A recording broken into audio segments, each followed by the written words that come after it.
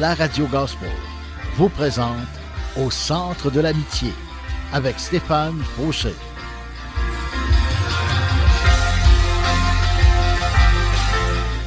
Et voici votre animateur, Stéphane Fauché.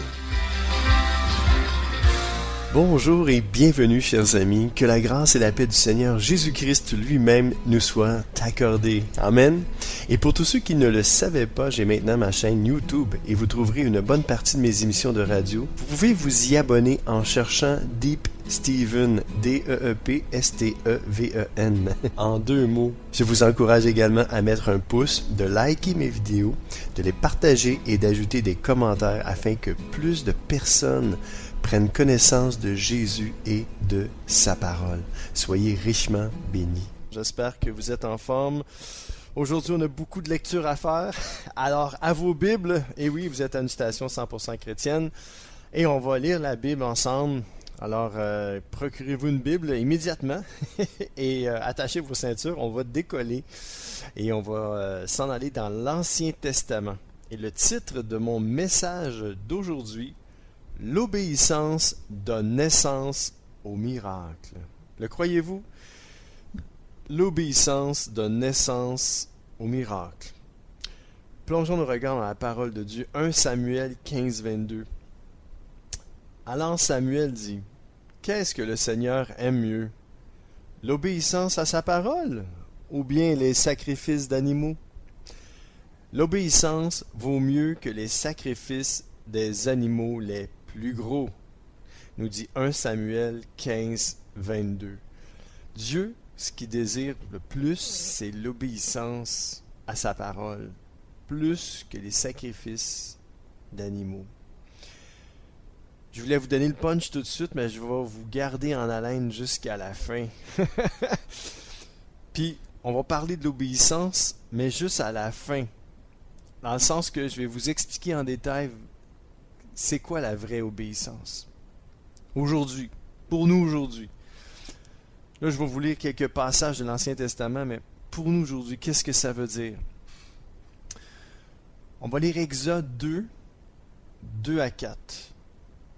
Le Seigneur demande à Moïse, « Qu'est-ce que tu tiens à la main? » Moïse répond, « Un bâton. » Verset 3. Le Seigneur lui dit, « Jette-le par terre. » Moïse le jette par terre. Le bâton devient un serpent. Moïse recule très vite devant lui. Verset 4. Le Seigneur lui donne cet ordre, « Avance ta main et prends le serpent par la queue. » Moïse avance la main et il prend le serpent. Le serpent redevient un bâton dans sa main. Wow! L'obéissance donne naissance au miracle. J'avais déjà entendu aussi, j'ai commencé à faire ce message-là, puis c'est après ça que je me suis aperçu que ce que le Seigneur m'avait donné comme message à faire, c'était presque un message identique à mon frère Joel Austin. Puis j'étais comme, aïe aïe, Seigneur, c'est vrai, je m'étais dit, ça serait un bon message à faire, puis mais j'ai vraiment pas copié, hein, j'ai même pas réécouté le message, et puis j'ai fait ce message-là parce que, comme je vous ai dit, quand le Seigneur me dit, ok, tu fais un message là-dessus, je fais comme un message, ok, ouais, là-dessus, ah ouais, ok, c'est bon. Puis c'est comme là, c'est quoi le titre, Seigneur, c'est quoi le titre, c'est qu'est-ce que tu veux que j'écrive? Puis là, il me vient toutes sortes de pensées, puis là, ça se met en. La première chose que j'ai écrit, c'est ça. L'obéissance donne naissance au miracle. Là, j'étais comme, aïe, c'est bien beau. Puis c'est là que j'ai comme cliqué, puis là, j'ai fait comme, ah oui, Joel Austin, lui, il fait un message, puis ça dit, l'obéissance produit le miracle, quelque chose comme ça. Ou le miracle est dans l'obéissance, quelque chose comme ça. Mais bon. Mais moi, aujourd'hui, c'est l'obéissance donne naissance. Je trouvais que ça rimait en crime, là. Ça rime en crime. Donne naissance au miracle. Donc, ici, on voit dans Exode 4, 2, 4, c'est que c'est le Seigneur qui demande à Moïse, « Hey, qu'est-ce que tu tiens dans ta main? » Moïse répond, « Un bâton. » Là, le Seigneur lui dit, « Écoute, jette-le par terre. » Moïse, il obéit. Il jette le bâton par terre. Là, le bâton devient un serpent. Moïse a peur, il recule bien vite devant le serpent. Et puis là, le Seigneur lui donne cet ordre. Le Seigneur lui a vraiment donné un ordre. Écoute-moi là, tu sais. Avance ta main et prends le serpent par la queue. Entre vous et moi, là, Moïse aurait pu dire non. Je veux pas. Mais savez-vous qu'est-ce qui est arrivé? Il a obéi à Dieu. Moïse a avancé la main et il a pris le serpent. Puis la minute qu'il a touché au serpent, le serpent il est redevenu un bâton dans sa main. C'est malade. C'est ce que j'appelle un miracle. Mais ça a commencé par un acte d'obéissance. Il a obéi à l'ordre que le Seigneur lui avait donné. Il aurait pu ne pas obéir. Et je pense que c'est sûr que s'il n'aurait pas obéi, ça serait resté un serpent.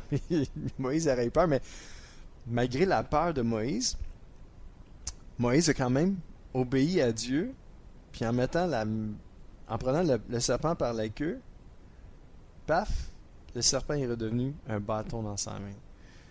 Je sais pas là pour vous, là, mais moi, je fais comme wow. Il a obéi. En tout cas, il a fait confiance au Seigneur. Il a obéi. Puis il a pris le serpent par la queue, puis le serpent est devenu un bâton. C'est extraordinaire. Ça, c'est ce que j'appelle un miracle. Hein? Donc, l'obéissance donne naissance au miracle. Lisons ensemble Josué 10, 13 à 14. Donc, Josué, chapitre 10, versets 13 à 14. Le jour où le Seigneur livre les Amorites à l'armée d'Israël, Josué fait une demande au Seigneur, en présence de tous les Israélites. Je vais juste le répéter pour être certain. Le jour où le Seigneur livre les Amorites à l'armée d'Israël, Josué fait une demande au Seigneur. N'oubliez pas ce petit bout-là. Là. Josué fait une demande au Seigneur en présence de tous les Israélites. 2 points. Soleil, arrête-toi au-dessus de Gabaon. Lune, reste immobile sur la vallée d'Ayalon. Il est en train de donner un ordre au soleil et un ordre à la lune. Il a dit au soleil, arrête-toi au-dessus de Gabaon. Puis lune, reste immobile sur la vallée d'Ayalon. Mais juste avant, on va juste relire. Le jour où le Seigneur livre les Amorites à l'armée d'Israël, Josué fait une demande au Seigneur, en présence de tous les Israélites. 2 points. Soleil, arrête-toi au-dessus de Gabaon, et lune reste immobile sur la vallée d'Ayalon. Je vais aller plus loin dans le texte, puis on va revenir à ce passage-là, parce qu'à la fin, ça explique quelque chose, puis j'ai fait comme aïe aïe. Ça, c'est hot. Verset 13. Le soleil s'arrête et la lune reste immobile jusqu'à la victoire du peuple d'Israël sur ses ennemis. Voici ce qui est raconté dans le livre du juste. 2 points.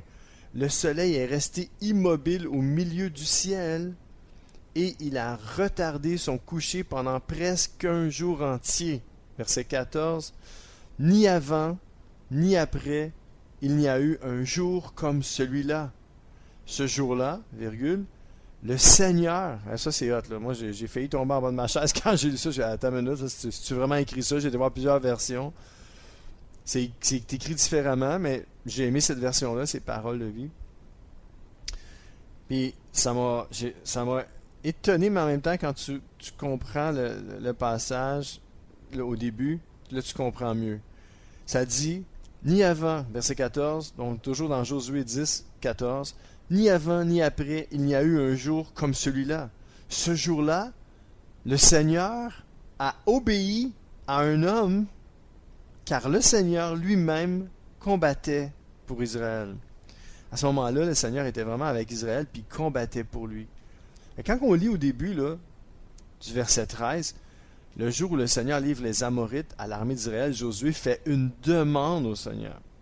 Comprenez-vous que il était vraiment connecté à Dieu.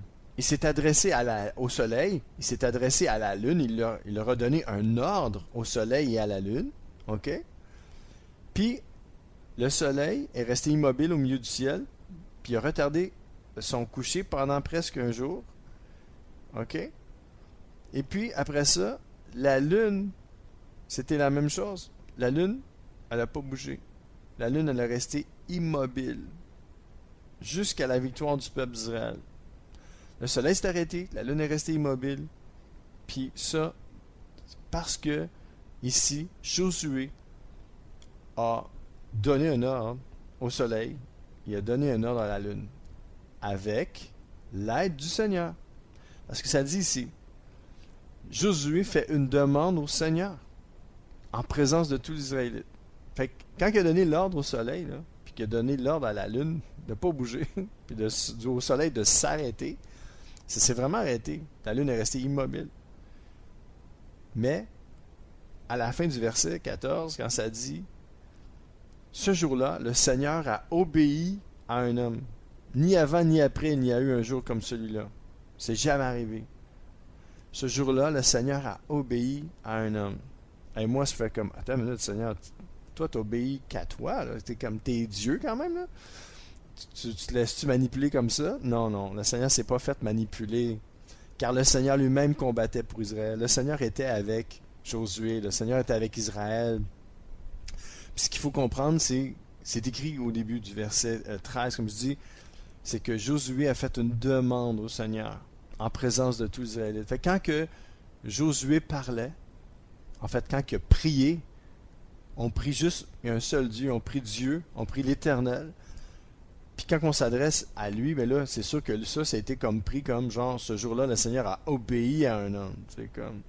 Mais, faut le voir plus du côté comme Josué a fait une demande au Seigneur. C'est comme si Josué aurait dit, écoute, Seigneur, est-ce que tu pourrais arrêter le soleil au-dessus de Gabaon? Est-ce que tu pourrais aussi faire en sorte que la lune reste immobile sur la vallée d'Ayalon pour que on puisse gagner puis avoir la victoire sur le peuple, sur tout le peuple? C'est comme si le Seigneur avait répondu, ben oui, je vais le faire. Comprenez? Quand on voit ici, c'est comme, ce jour-là, le Seigneur a obéi à un homme. Et c'est que Josué a fait une demande au Seigneur. Puis là, il a dit, soleil, arrête-toi. Alors nous aussi, là, en tant qu'enfants de Dieu, nés de l'Esprit, on a toute l'autorité du Seigneur. Puis on peut dire aux choses, on est des petits créateurs. on a été créés à l'image de Dieu. Donc quand on prie, on peut commander aux choses. Puis quand on commande aux choses, c'est comme si on avait fait une demande au Seigneur. En présence, s'il y a des gens, en présence du peuple ou tout seul. C'est ce qu'on appelle prophétiser. Ici, Josué a prophétisé sur le soleil. Puis il a prophétisé sur la lune. Puis la prophétie, si c'est poussé par l'esprit, ça va arriver. Ça veut dire que c'est comme quand un homme ou une femme, un être humain, parle et prophétise, s'il est rempli de l'esprit, donc c'est comme si Dieu parlait au travers de lui et les choses arrivent. Dieu dit et la chose arrive. Alors quand un homme ou une femme, un être humain, qu'importe un enfant, prie avec foi, avec confiance, puis que c'est l'Esprit de Dieu qui passe à travers lui, il peut commander aux choses et les choses peuvent arriver. Et c'est ça qui est arrivé ici.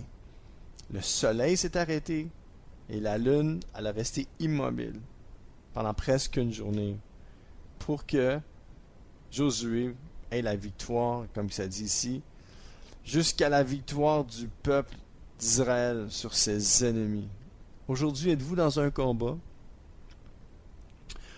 Êtes-vous à un endroit où il y a des murs en avant de vous autres, des portes qui sont fermées? Puis pour vous, dans votre cœur, vous dites, non, ces portes-là, ces murs-là doivent s'effondrer, ces portes-là doivent s'ouvrir au nom de Jésus. Alors vous pouvez commander à ces portes-là de s'ouvrir, commander à ces murs-là de tomber devant vous, afin que vous puissiez avancer et croître avec le Seigneur, croître en Jésus-Christ. Alors aujourd'hui, je vous encourage à fixer vos yeux sur Jésus et à prophétiser. Alors le titre de mon message, encore une fois, l'obéissance donne naissance au miracle. Et ici, j'ai sorti ce texte-là parce que j'ai trouvé beau, puis je fais comme, wow, il y a eu comme, quand je dis l'obéissance donne naissance au miracle, c'est que le Seigneur a obéi à un homme, il s'est passé un miracle. On peut voir ça d'un mauvais œil, mais c'est pas moi qui le dis, c'est écrit dans la parole de Dieu. c'est que lui, Josué, a fait cette prière-là. Il a été audacieux. Puis il a fait sa demande au Seigneur. Mais il a prophétisé. Puis c'est quoi qui est arrivé? Je l'ai sorti, ce verset-là, parce que je trouvais ça beau. Il est arrivé un miracle. Pourquoi? Parce qu'ici, c'est écrit que c'est le Seigneur qui a obéi à un homme. Et moi, je peux vous dire que c'est le soleil et la lune qui ont obéi à l'ordre de l'Éternel avec la prière de Josué. Donc, Josué a fait la prière, Dieu a répondu à la prière, puis Dieu a commandé à la lune et au soleil de rester immobile, de ne pas bouger, de s'arrêter et de rester là. Comprenez le contexte? C'est que à chaque fois que Dieu parle ou que Dieu parle, que ce soit Dieu parle ou que Dieu parle au travers de vous, il y a des choses qui se passent. Les choses doivent obéir. La lune, le soleil, qu'importe c'est quoi, les murailles devant vous, les portes qui sont fermées doivent s'ouvrir. Alors je vous dis, l'obéissance donne naissance au miracle. Aujourd'hui, si vous vous soumettez à Dieu et vous lui obéissez, et si vous lui donnez votre vie, votre cœur, vous allez vivre des miracles. J'en suis convaincu. Je suis un miracle. Si je suis encore en vie, c'est un miracle. Un jour, j'ai voulu tenter de me suicider. J'ai tenté de me suicider. J'ai voulu m'enlever la vie. Et je suis encore en vie aujourd'hui. Grâce à Dieu. Merci Seigneur. Merci Papa. Merci Jésus. Alors, on va continuer notre lecture dans un autre passage. Je vais aller plus loin avec ça. Avec les miracles et l'obéissance. Amen. Lisons ensemble 1 Roi 17, 7 à 16. Au bout d'un certain temps, le torrent de Kérit est sec, car la pluie s'est arrêtée de tomber dans le pays. Alors le Seigneur adresse sa parole à Élie. Il lui dit, « Pars, va dans la ville de Sérepta, près de Sidon. Tu habiteras là-bas. J'ai commandé à une veuve de cette ville de te donner à manger. » Fait qu'oublions pas que c'est Dieu qui parle au prophète. Et puis là, il dit, « Ok, parfait, je vais aller là. » Ça, c'est dans 1 Roi 17, 7 à 16. Donc, le nom du prophète, c'est Élie. Donc, on va continuer. Verset 10. Élie part donc pour Sarepta. Quand il arrive à l'entrée de la ville, il voit une veuve qui ramasse du bois. Il l'appelle et lui dit, « S'il te plaît, va me chercher un peu d'eau à boire. » Verset 11. La femme part en chercher, mais Élie la rappelle et dit, « S'il te plaît, apporte-moi aussi un morceau de pain. » La femme lui dit, « Par ton Dieu, le Seigneur vivant, je le jure, je n'ai plus de pain. J'ai seulement une poignée de farine dans un bol et un peu d'huile dans un pot. Je suis venu ramasser 2 morceaux de bois. Puis je vais rentrer à la maison et préparer ce qui reste pour mon fils et pour moi. Nous mangerons, ensuite nous mourrons. » Verset 13. Élie répond à la femme, « N'aie pas peur, rentre chez toi et fais ce que tu as dit. Point. Seulement, avec ce qui te reste, prépare-moi d'abord une petite galette, et tu me l'apporteras. Ensuite, tu en prépareras une autre pour ton fils et pour toi. » Verset 14.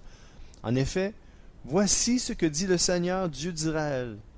Dans le bol, la farine ne manquera pas. Dans le pot, l'huile ne diminuera pas. Jusqu'au jour où moi, le Seigneur, je ferai tomber la pluie sur la terre. Verset 15. La femme va faire ce qu'Élie lui a demandé. Et ils ont à manger pendant longtemps. Elle, son fils et Élie. Verset 16. Dans le bol, la farine ne manque pas. Dans le pot, l'huile ne diminue pas, comme le Seigneur l'a dit par la bouche d'Élie. Wow! C'est merveilleux, hein? La femme, elle aurait pu dire non, il me reste juste assez de farine et d'eau ou d'huile, de farine et d'huile pour faire juste un pain pour moi et mon fils, puis après ça, on va mourir. Mais la femme, qu'est-ce qu'elle a fait? Elle a obéi. Elle a obéi. Elle a fait ce que Élie lui a demandé. Elle lui a fait une petite galette à lui avant. Puis après ça, elle le regardait, puis il restait encore de la farine. Puis il restait encore de l'huile. Puis pendant longtemps, elle, son fils, puis Élie ont mangé à satiété. Parce que dans le bol, la farine ne manquait pas. Puis dans le pot, l'huile ne diminuait pas, comme le Seigneur l'avait dit par la bouche d'Élie. C'est incroyable. Elle a obéi et il s'est passé un miracle. L'obéissance donne naissance au miracle. Alléluia. Je le répète, c'est trop beau. L'obéissance donne naissance au miracle. Alléluia. On va lire une dernière petite histoire. 2 Rois 5, 1 à 15. Le chef de l'armée du roi de Syrie s'appelle Naaman. C'est quelqu'un d'important pour son maître, le roi, qui est très bon pour lui. En effet, c'est par lui que le Seigneur a donné la victoire aux Syriens. Mais ce combattant courageux est lépreux. Verset 2. Or, des bandes de Syriens qui ont entré en Israël ont fait prisonnière une petite fille. Celle-ci est devenue la servante de la femme de Naaman. Verset 3. Un jour, la petite fille dit à sa maîtresse, « Ah, si mon maître pouvait aller voir le prophète qui est à Samarie, il le guérirait de sa lèpre. » Ben oui, parce que Naaman était un lépreux. Donc, verset 4, Naaman va trouver le roi. Il lui raconte ce que la jeune Israélite a dit. Verset 5, le roi lui répond, « Va là-bas, je vais te donner une lettre pour le roi d'Israël. » Alors Naaman part. Il emporte à peu près 300 kilos d'argent, 60 kilos d'or et 10 habits de fête. Verset 6, il remet la lettre de son roi au roi d'Israël. Voici ce que le roi de Syrie a écrit. Avec cette lettre, je t'envoie le chef de mon armée, Naaman, pour que tu le guérisses de sa lèpre. Verset 7. Quand le roi a fini de lire la lettre, il déchire ses vêtements et dit, « Est-ce que je suis Dieu, moi? Est-ce que je peux faire vivre les gens et les faire mourir? Le roi de Syrie m'envoie un homme pour que je le guérisse de sa lèpre. Vous le voyez? Il me cherche querelle. » Ah, il était fâché, le roi. Verset 8. Élisée, l'homme de Dieu, apprend que le roi d'Israël a déchiré ses vêtements. Il lui fait dire, « Tu as déchiré tes vêtements, pourquoi donc? Naaman n'a qu'à venir me voir. Il saura qu'il y a un prophète en Israël. » Il fallait qu'il aille voir Élisée.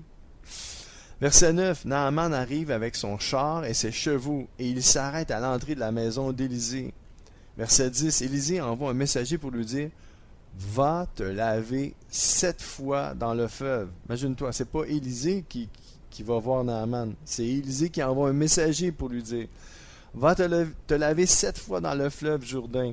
Alors tu seras guéri et tu deviendras pur. » Verset 11, Naaman se met en colère. Il part en disant, « Je pensais, le prophète va sûrement sortir de chez lui, il se présentera devant moi, il priera le Seigneur son Dieu, il passera sa main sur l'endroit malade et il me guérira de ma lèpre. » Verset 12. « Est-ce que les fleuves de Damas, l'Abana et le Parpar ne valent pas mieux que toute l'eau d'Israël? Je pouvais bien me laver en Syrie pour devenir pur. » Naaman repart donc, il est très en colère. Verset 13. Mais ses serviteurs s'approchent de lui et lui disent, « Maître, si le prophète te commandait une chose difficile, est-ce que tu refuserais? Eh bien, quand il te dit de te laver pour devenir pur, écoute-le, donc obéis. » Verset 14. Alors Naaman descend dans le Jourdain. Il plonge 7 fois dans l'eau comme Élisée lui a commandé. Sa peau est de nouveau comme celle d'un petit enfant, et il devient pur. Verset 15, Naaman retourne chez l'homme de Dieu avec tous ceux qui sont avec lui. Il se tient devant lui et dit, « Maintenant, je le sais, sur toute la terre, il n'y a aucun Dieu sinon celui d'Israël. » Naaman était lépreux, mais parce qu'il y avait... Tu sais, c'est pas parce qu'il croyait même pas en Dieu vraiment. Il croyait pas au Dieu d'Israël, mais parce qu'il a obéi à Élisée, qui lui avait commandé de se plonger 7 fois dans l'eau, Naaman est ressorti et sa peau est devenue toute belle, pure comme celle d'un petit enfant. Mes amis, l'obéissance donne naissance au miracle. Soyez bénis, on va écouter ensemble « Oui, je crois », le credo de Hillsong. Alors, vous êtes toujours avec moi, Dave Steven, au Centre de l'Amitié, sur les ondes du 550 AM à Montréal. Bonne écoute.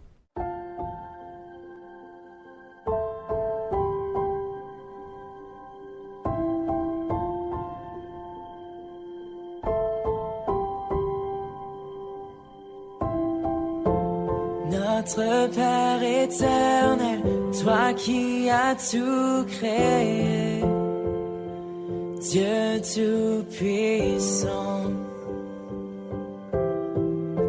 c'est par ton Saint-Esprit que Jésus fut conçu, Christ notre Sauveur.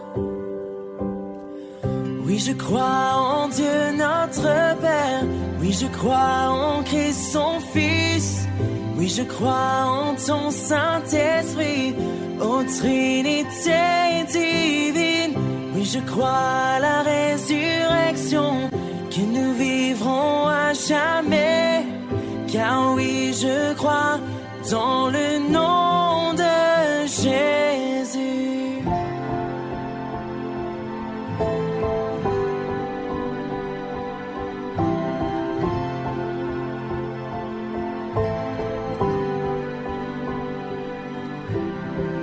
Notre juge et défenseur, tu souffris à la croix. Le pardon est en toi. Descendu jusqu'aux ténèbres, tu es ressuscité, à jamais élevé. Oui, je crois en Dieu notre Père, oui, je crois en Christ son Fils, oui, je crois en ton Saint-Esprit, ô Trinité divine. Oui, je crois à la résurrection, que nous vivrons à jamais. Car oui, je crois dans le nom de Jésus. Oui, je crois en lui. Oui, je crois qu'il est vivant. Oui, je crois que Jésus est Seigneur.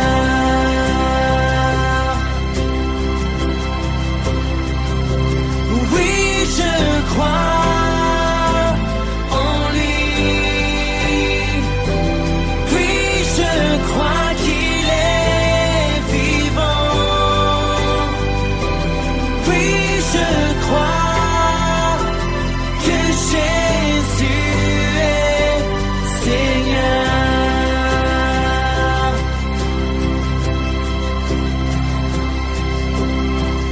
Oui, je crois à la vie éternelle. Je crois que d'une vierge il est né. Je crois à la communion des saints et en ta sainte Église. Oui, je crois à la résurrection quand Jésus reviendra. Car oui, je crois dans le nom de Jésus.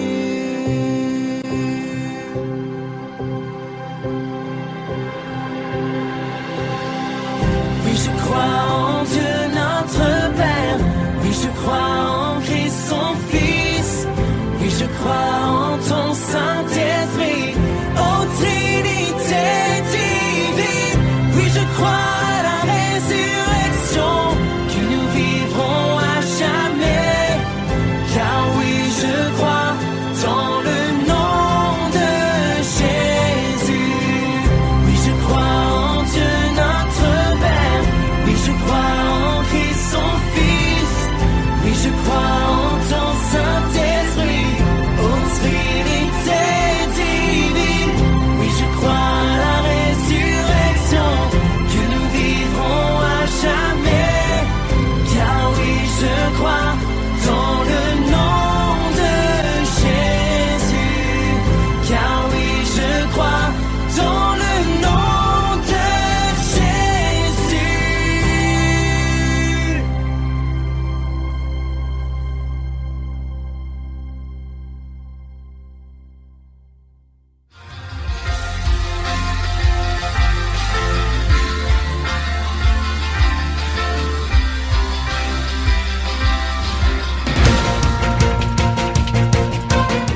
CKZW, 1650 AM, Montréal. c'est l'émission Au centre de l'amitié avec Stéphane Fauché. Oh yes, deuxième partie de mon émission et on est toujours dans l'obéissance donne naissance au miracle. Puis tantôt, juste avant le chant, on s'était laissé sur la fin de Naaman qui, au début, il croyait pas vraiment qu'il y avait un Dieu. Mais il a quand même obéi. Puis après ça, il a dit, écoute, maintenant je le sais sur toute la terre, il n'y a aucun Dieu sinon celui d'Israël. Il s'est mis à croire. C'est pour ça que je vous ai fait entendre le chant. Oui, je crois. Parce que ça prend la foi pour obéir à Dieu. L'obéissance donne naissance au miracle. Commencez-vous à le croire, mes amis? Moi, je le crois. Jean 8, 28, 29. Et là, on tombe dans le Nouveau Testament. Vous saurez que je ne fais rien par moi-même. C'est Jésus qui parle. Mais je dis ce que le Père m'a enseigné. Ça, c'est, on voit l'obéissance de Jésus envers son Père. Verset 29. Celui qui m'a envoyé est avec moi. Il ne m'a pas laissé seul parce que je fais toujours ce qui lui plaît. Donc, il obéit toujours à Dieu. C'est quoi que Jésus fait pour obéir à Dieu? On le voit ici. Vous saurez que je ne fais rien par moi-même, mais je dis, non seulement il dit, mais il fait aussi, ce que le Père lui a enseigné. Donc ça, c'est une obéissance envers son Père. Il obéit à Dieu, il croit en lui, il fait confiance, puis tout ce que le Père lui dit, il le fait, puis il le dit aussi. Puis là, il dit, celui qui m'a envoyé est avec moi. Puis aujourd'hui, Dieu vous envoie aussi. Dieu m'envoie, puis Dieu est avec moi. Et Dieu est avec vous aussi. Il ne vous laisse pas seul. Puis là, il faut faire, par exemple, toujours ce qui lui plaît. Est-ce que ça arrive qu'on ne fait pas ce qui lui plaît? Oui, ça arrive souvent. Mais c'est quoi les motivations de votre cœur? Il est où votre cœur?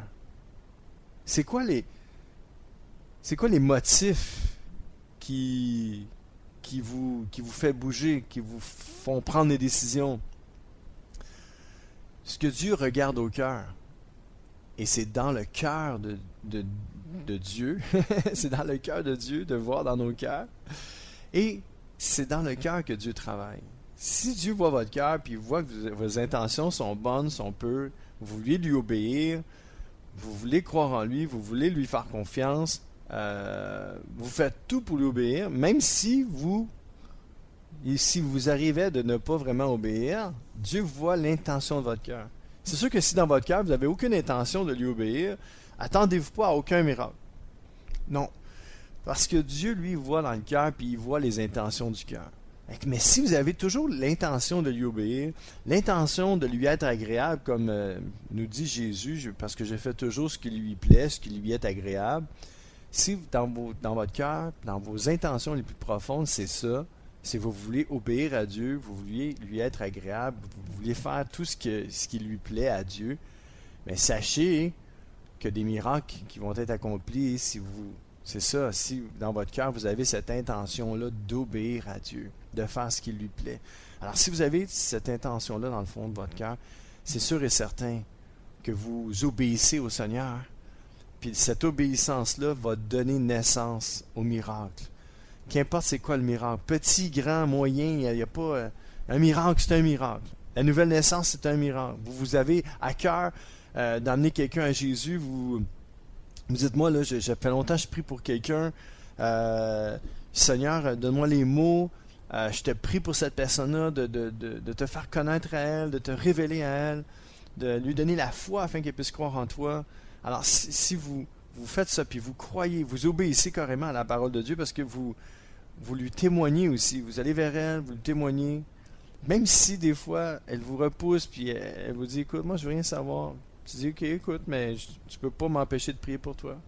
Et l'amour inconditionnel que vous allez avoir pour cette personne-là va faire toute une différence. Dieu va se servir de cet amour-là, et Dieu va faire un miracle. Mais si vous priez, si vous obéissez à Dieu, la Bible nous dit de prier pour nos semblables, de prier pour tous les hommes. Alors si on prie, Dieu va agir, mes amis. Vous obéissez à Dieu. Vous faites ce que la parole de Dieu vous demande. Vous obéissez à Dieu. Vous faites ce qui plaît à Dieu. Il va y avoir un miracle. Car l'obéissance donne naissance au miracle. Alléluia. Je suis content de faire ce message-là aujourd'hui avec vous. Puis on va lire un autre passage, c'est dans Matthieu 14, 29. Jésus lui dit, « Viens !» Il parle à Pierre. « Viens !» Pierre sort de la barque et ils se mettent à marcher sur l'eau pour aller vers Jésus.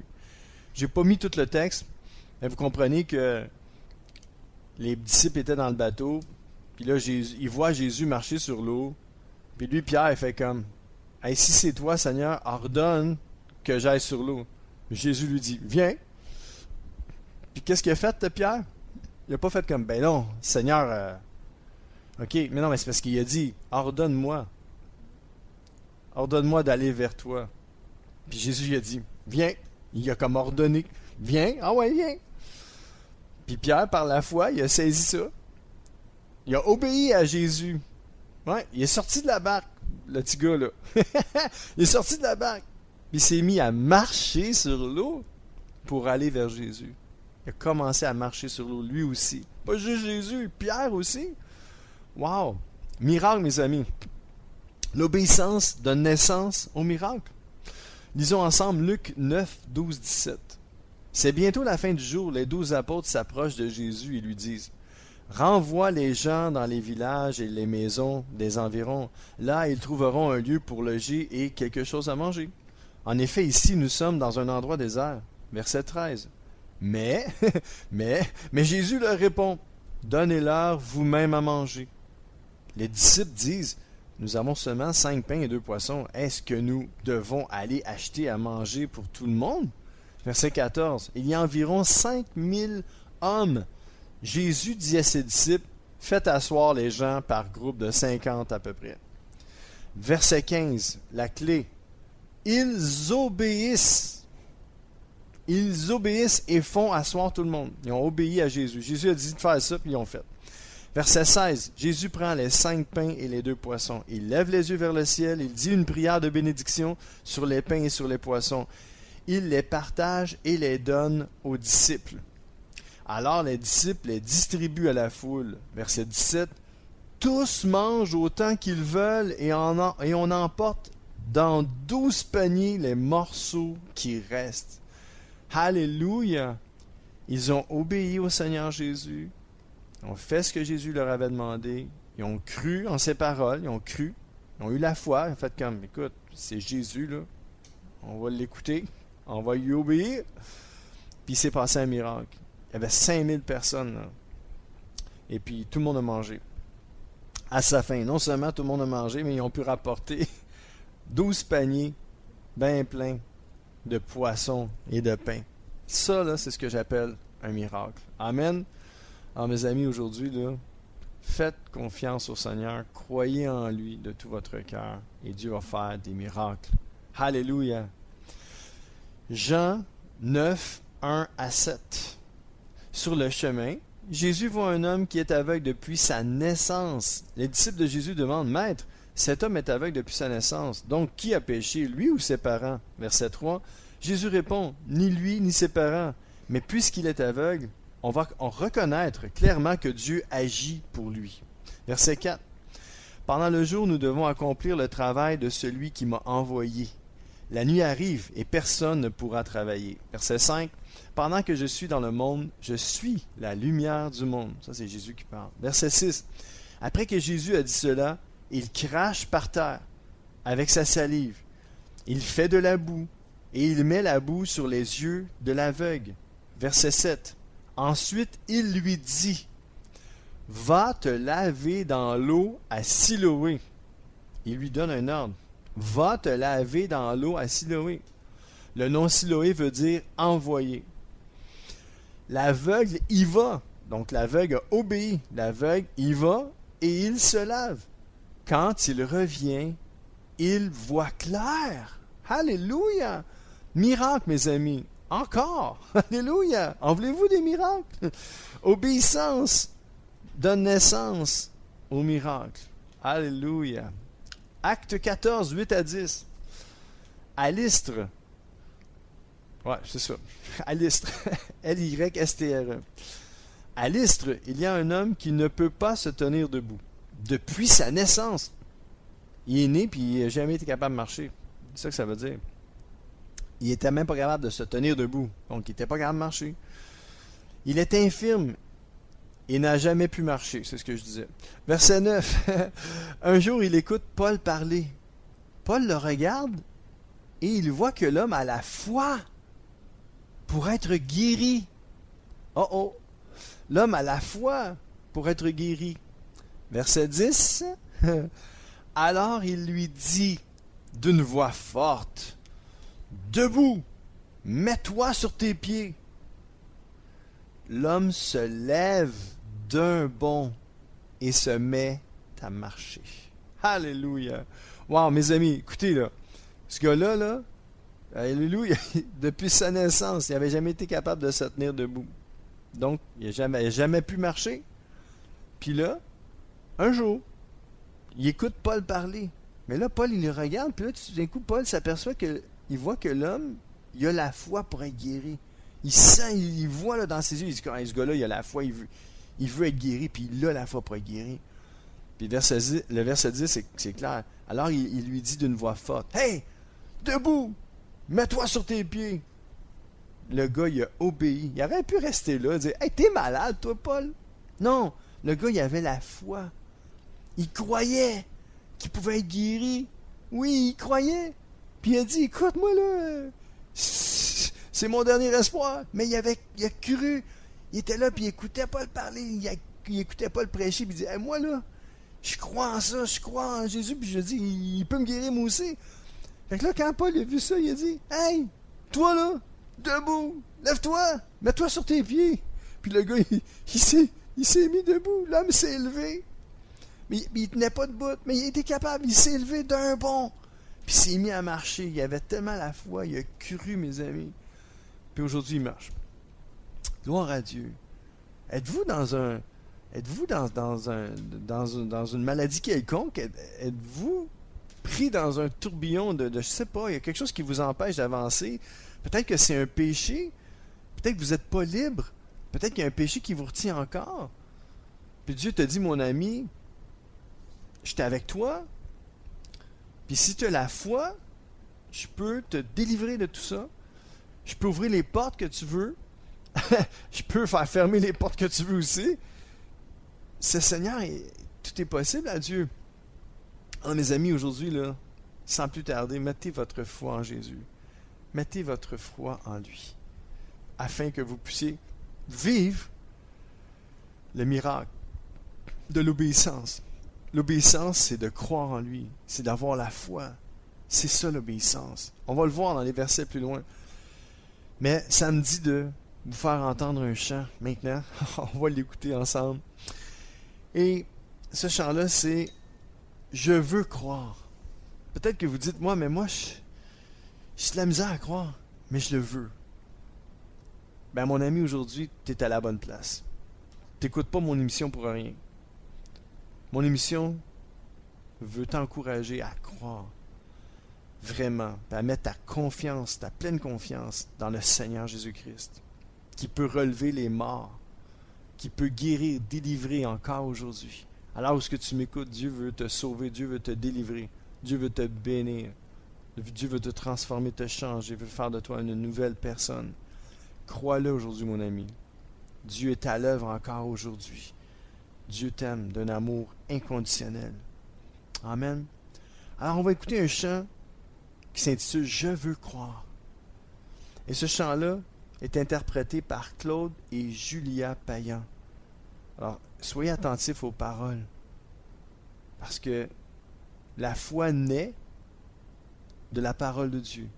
La foi, quand moi je vous prêche la parole, quand je vous lis les versets bibliques, la foi peut naître en vous. C'est Dieu qui fait naître la foi par sa parole. Moi, je fais juste vous lire les Écritures. Alors, soyez bénis aujourd'hui avec moi-même. Deep Steven au centre de l'émission. Eh boy, au centre de l'amitié, ouais, de l'émission. Et puis, j'allais dire, on va écouter Claude et Julia Payan avec « Je veux croire ». Amen. Alors, à tout de suite.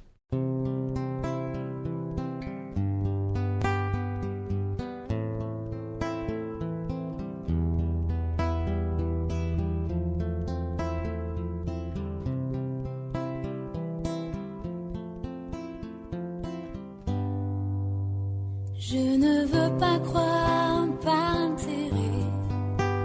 Je ne veux pas croire parce qu'on m'a prouvé par A plus B que tu existais. Parce que égal M c'est carré.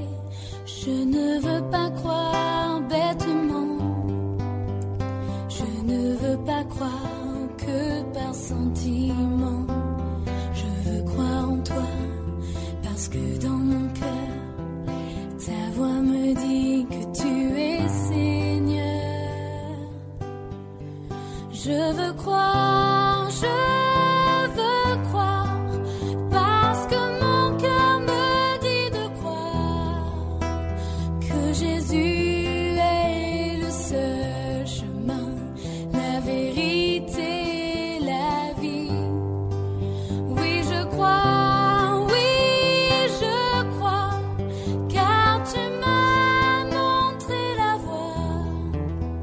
Si cela ne lui a été donné, nul ne peut venir à toi. Je ne veux pas croire pour m'échapper, pas pour fuir mes responsabilités. Je ne veux pas croire pour me retirer de ce monde et de la société. Je ne veux pas croire histoire de changer comme un nouveau truc à essayer. Je veux croire en toi parce que je reconnais que tu es bien la seule vérité. Je veux croire,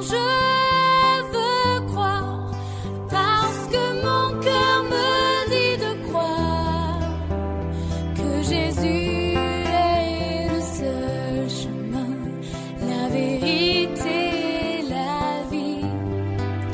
Oui, je crois,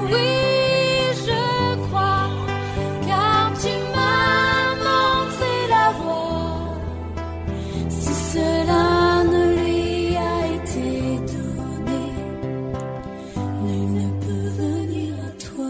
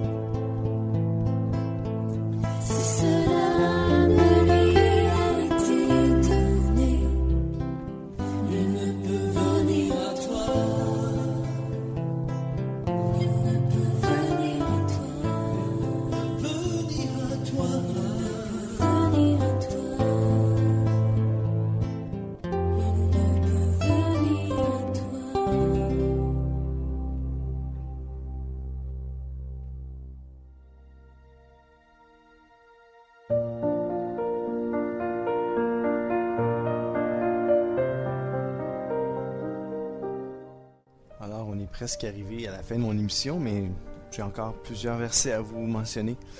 On voit dans Jean 11, 38 à 44. De nouveau, Jésus est bouleversé et il part vers la tombe. C'est une grotte avec une grosse pierre placée devant l'entrée. Verset 39, Jésus dit « Enlevez la pierre. » Marthe, la sœur du mort, lui dit « Seigneur, il doit déjà sentir mauvais.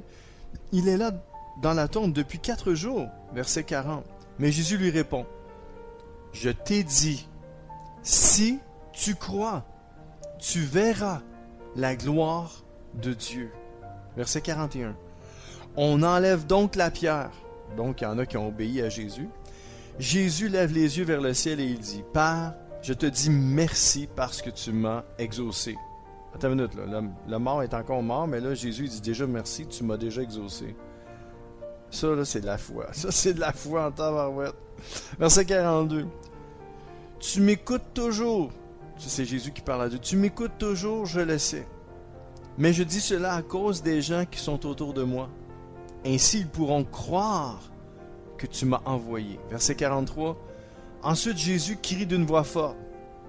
Lazare, sors de là. Encore une fois, Jésus donne un ordre. Là, il donne un ordre aux morts. Verset 44. Et Lazare sort. Ouf! Lazare a obéi. Il était mort. Puis Lazare a même obéi à Jésus. Lui qui était mort. Il a les pieds et les mains attachés avec des bandes de tissu. Son visage est enveloppé dans un linge. Jésus dit aux gens, enlevez-lui tout cela et laissez-le partir. Alléluia. Le Seigneur est tout-puissant. Mes amis, la parole de Dieu nous dit que si on a de la foi, gros comme un grain de moutarde, on peut déplacer des montagnes. Le grain de moutarde, c'est une des plus petites semences dans le monde. Éphésiens 3, 20, 21 nous dit « À celui qui par la puissance qui agit en nous peut réaliser infiniment au-delà de ce que nos prières peuvent demander ou que notre imagination ose espérer. » Je veux juste revenir au début du verset. « À celui, donc à Dieu, qui par la puissance qui agit en nous, la puissance du Saint-Esprit, ok, peut réaliser infiniment au-delà de ce que nos prières peuvent demander. » Donc, infiniment, mettons que vous demandez quelque chose, Dieu peut faire par la puissance qui agit en vous, vous qui avez donné votre vie, votre cœur à Jésus. Et si ce n'est pas déjà fait, je vous invite à le faire maintenant. Donnez votre vie, votre cœur à Jésus maintenant. Dites, Seigneur, moi, je veux croire. Je te donne ma vie, je te donne mon cœur, je te demande pardon pour toutes mes fautes, toutes mes erreurs, tous mes manquements. Viens habiter en moi par ton esprit, dans le nom de Jésus. Amen. Faites cette prière-là, mes amis, si vous n'avez pas Jésus encore dans votre vie, dans votre cœur. C'est tellement important. Ça commence comme ça. Ça commence par la foi. Si vous voulez croire, il n'est jamais trop tard. Amen. Il y en a qui ne veulent pas croire, ça c'est d'autres choses. Mais si vous voulez croire, il est toujours temps avec le Seigneur. Amen. Et je vais juste finir avec le verset. Ici, je vais juste le répéter. Donc, Éphésiens 3, 20, 21. « À celui qui, par la puissance qui agit en nous, peut réaliser infiniment au-delà de ce que nos prières peuvent demander ou que notre imagination ose espérer. » Des fois, on peut oser s'imaginer dans des affaires, mais Dieu peut faire infiniment au-delà de tout ça. Infiniment. C'est à l'infini. Verset 21. « À lui soit la gloire dans l'Église et en Jésus-Christ à travers toutes les générations jusqu'au temps infini du monde à venir. Amen. » Marc 11, 24. « C'est pourquoi je vous le dis, quand vous priez pour demander quelque chose, croyez que vous l'avez reçu et Dieu vous le donnera. » Donc, il faut croire avant de voir. Il ne faut pas être comme Thomas. Lui, il a cru parce qu'il a vu. Puis Jésus a dit, « Heureux ceux qui croient sans avoir vu. » Pourquoi? Parce que l'obéissance donne naissance au miracle. On va aller un petit peu plus loin, mes amis. OK? Alors, si vous priez pour demander quoi que ce soit, croyez que vous l'avez déjà reçu et Dieu vous le donnera, mes amis. J'essaie de mettre ça en application à tous les jours. J'essaie de toutes mes forces. Seigneur, moi, je ne suis qu'un être humain, je suis faible. Mais Seigneur, je crois que tu peux faire infiniment au-delà de toutes mes prières que je te demande. Je sais que tu peux faire infiniment au-delà de toute l'imagination des choses que j'ose espérer. Je sais que tu peux faire bien plus que ça parce que tu m'aimes. Puis tu es tout puissant, puis rien n'est impossible à toi. Et tout est possible à celui qui croit en toi. Amen. Mais que signifie obéir? Comme je disais tantôt, vous m'avez vu venir un peu là. Hein? J'ai parlé de la foi, de croire. Lisons ensemble 2 Corinthiens 10, 3, 5 qui nous dit « Nous sommes des hommes, c'est vrai, Pourtant, nous ne luttons pas d'une façon humaine. Verset 4. Non, les armes qui nous servent à lutter ne sont pas des armes humaines, mais leur force vient de Dieu pour détruire tout ce qui lui résiste. Nous détruisons les façons de penser qui sont fausses. Verset 5. Nous renversons tous les raisonnements que des orgueilleux opposent à la connaissance de Dieu. Nous voulons changer l'esprit des gens pour qu'ils obéissent au Christ. Et voilà la première chose, obéir au Christ. Qu'est-ce que ça veut dire? 1 Pierre 1,2. Dieu le Père vous a choisi d'avance conformément à son plan et vous avez été purifiés par l'Esprit pour obéir à Jésus-Christ. Voyez-vous, on a été purifiés par l'Esprit pour obéir. C'est déjà fait. Par l'Esprit. Pour obéir à Jésus-Christ et bénéficier de l'aspersion de son sang qui est coulé à la croix il y a 2000 ans. Que la grâce et la paix vous soient abondamment accordées. Et je finis avec ce passage-là. Que Dieu vienne toucher vos cœurs. Que ça puisse vous parler vraiment. Romains 16, 25, 27. Béni soit Dieu, il a le pouvoir de vous rendre fort dans la foi, conformément à l'évangile que je prêche, en annonçant Jésus-Christ, selon la révélation du plan de Dieu, tenu secret pendant les siècles. Verset 26. Et qui s'accomplit de façon manifeste de nos jours. Ouais. Comme l'a ordonné le Dieu éternel, il est porté par les écrits des prophètes à la connaissance de tous les peuples, puis écoutez la fin, pour qu'ils soient amenés à lui obéir en croyant. Alors si vous croyez, vous obéissez à Dieu. Verset 27, à ce Dieu qui seul possède la sagesse, soit la gloire, de siècle en siècle, par Jésus-Christ. Amen. Alors mes amis, Dieu veut nous emmener à lui obéir en croyant. Alors croyez de tout votre cœur, croyez en lui, mettez toute votre confiance dans le Seigneur Jésus-Christ. Amen. Et voici le mot de la fin. Mon surnom est Deep Steven, votre ami et sommeur fidèle. Je vous invite encore une fois à m'encourager en vous abonnant à ma chaîne YouTube, ainsi qu'en me faisant part de vos commentaires. Soyez richement bénis. Je vous dis donc à très bientôt. Ciao!